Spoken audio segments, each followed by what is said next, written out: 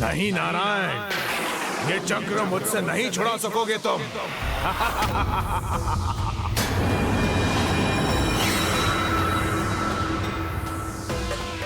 कौन है ये असाधारण असुर जिनके हाथ से सुदर्शन स्वयं को मुक्त नहीं करवा पा रहा?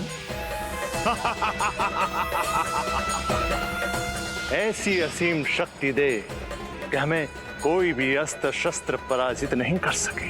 मात्र आपका पुत्र, जिसका जन्म केवल आपके ही अंश से हुआ हो और उसमें उसकी माता का कोई भी भूमिका ना हो, वही हमें पराजित कर सके। अर्थात ये वही है जिनका अंत महादेव पुत्र कुमार कार्तिकेय के हाथों नियत है।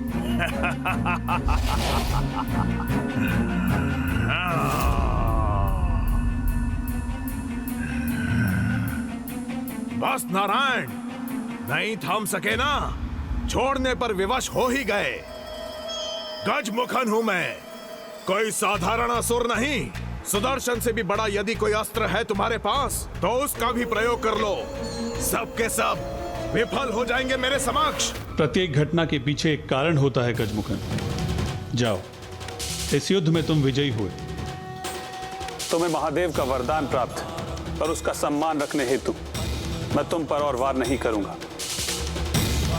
क्षीर सागर में बसे इस वैकुंठ में तुम्हें कुछ प्राप्त नहीं होगा, और वैसे भी मेरा सुदर्शन चक्र तो तुम प्राप्त कर ही चुके हो। अब मैं तुम्हारे किसी भी कार्य में हस्तक्षेप नहीं करूंगा। तुम क्या, कोई भी नहीं कर सकता मेरे कार्य में हस्तक्षेप। महादेव से वरदान में प्राप्त अस्त्रों का भंडार है गजमुखन के पास, और अब तो सुदर्शन भी मेरे अधीन है। ऐसे शक्तिशाली योद्धा से भला युद्ध करने का साहस कौन करेगा?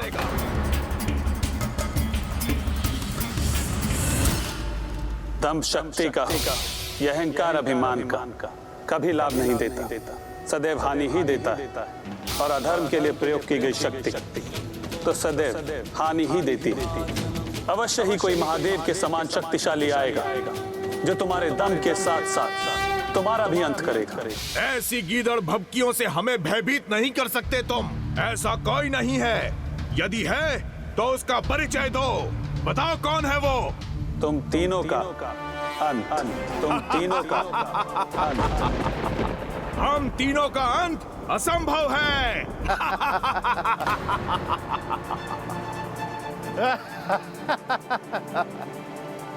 नारायण के मुख से निकलने वाले शब्दों को गंभीरता से लेना चाहिए हमें।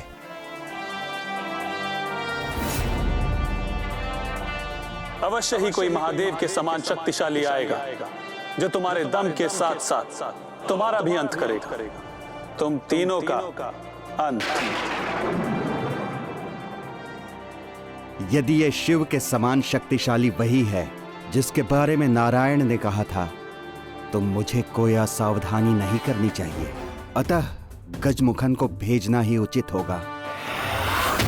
किंतु हम उसका सामना करेंगे कैसे? इस प्रकार तो वो असुरों की राजधानी महेंद्रपुरी तक और मेरे पुत्र तक कदापि नहीं पहुंचने देगा। इंद्रदेव, देवराज हैं आप, और देवराज के मुख से ऐसी बातें शोभा नहीं देती।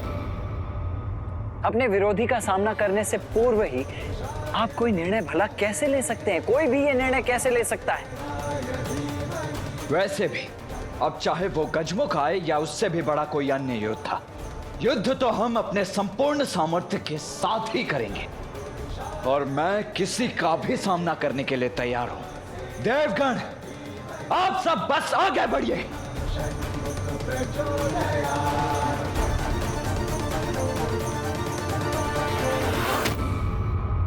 महाराज का आदेश है कि आपको युद्ध के लिए अभी प्रस्थान करना होगा। देखा, मैं तुम पर अपना समय व्यर्थ कर रहा था।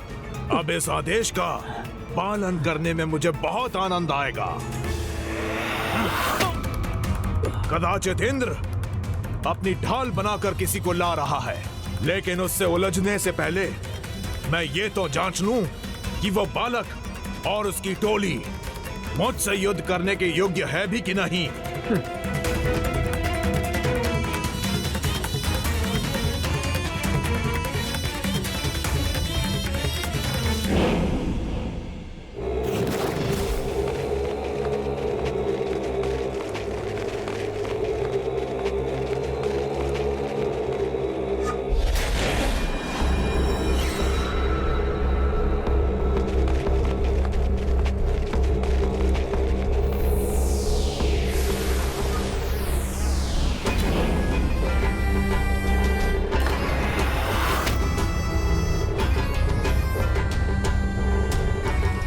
मुझे ऐसा आभास क्यों हुआ जैसे मेरे सैनिकों पर कोई विपत्ति आई हो? क्या हुआ देव सेनापति?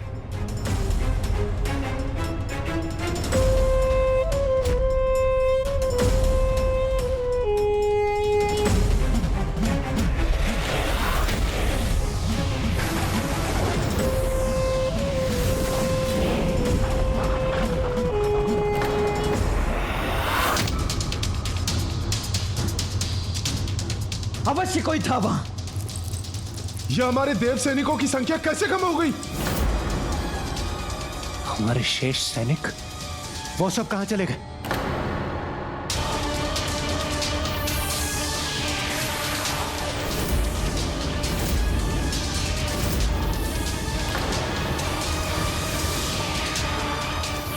ये क्या था? कौन था ये जो हमारे सैनिकों को निगल गया?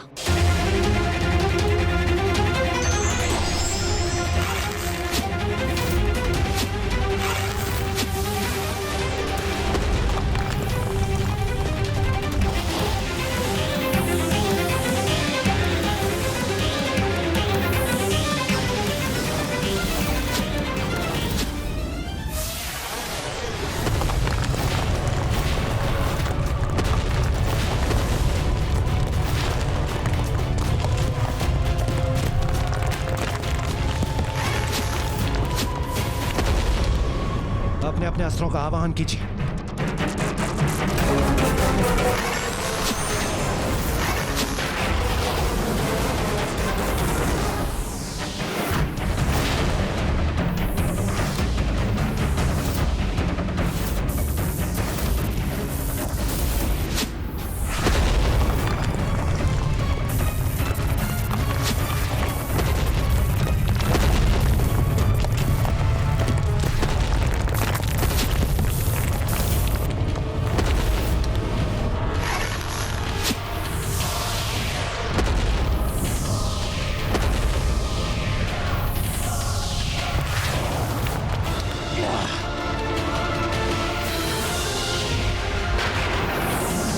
रक्षा कीजिए देव सेनापति।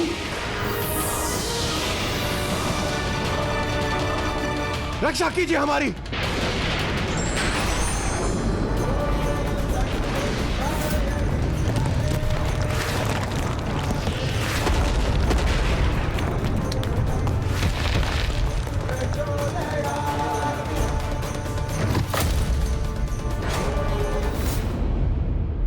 हम सुरक्षित हैं।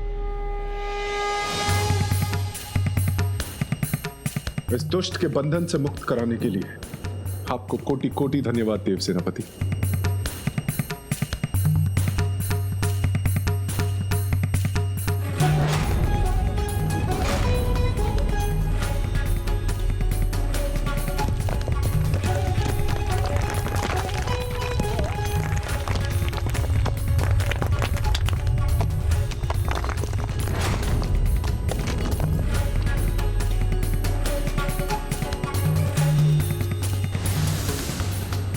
क्या था ये?